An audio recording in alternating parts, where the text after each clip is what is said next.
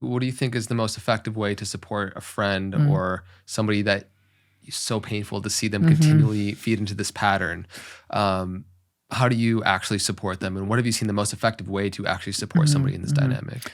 Believe them.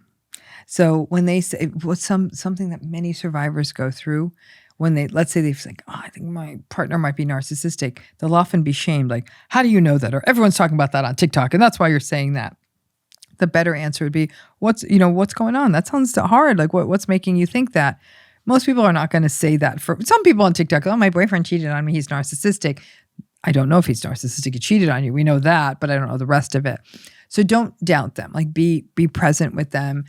If they're not figuring it out themselves, but you see that they're caught in this self-blame cycle, which is what more often happens when you're a supporter of someone, check in with them and don't say, "Yo, I think your husband's narcissistic," but instead say, "You doing okay?"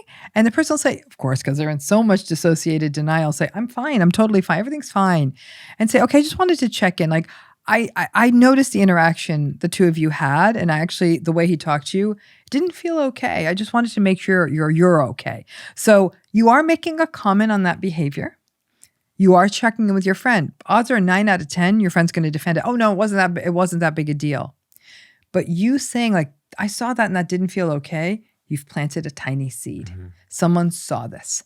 And that person, at some level within them, that cognitive dissonance, that tension, they're like, "Okay, yeah, this isn't okay."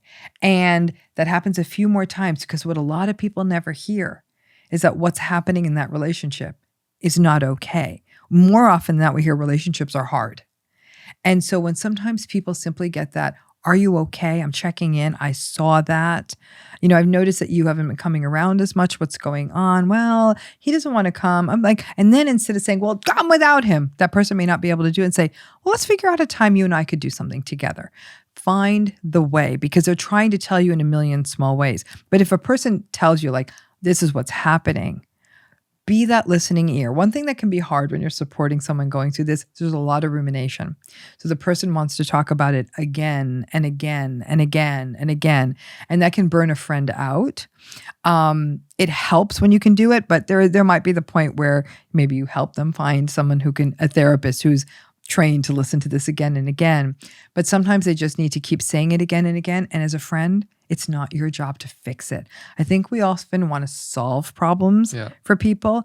The greatest thing we can do is simply be present with them, let them talk it out, hear it out, but don't try to fix it. And say, or give them feedback. Say, they might try something against you, like, "Am I crazy in thinking that?" 9 times out of 10, your friend's not crazy. Say, "No, that was wrong." They just need validation because they've been living in invalidation for such a long time that to ungaslight someone means you hear them without judgment.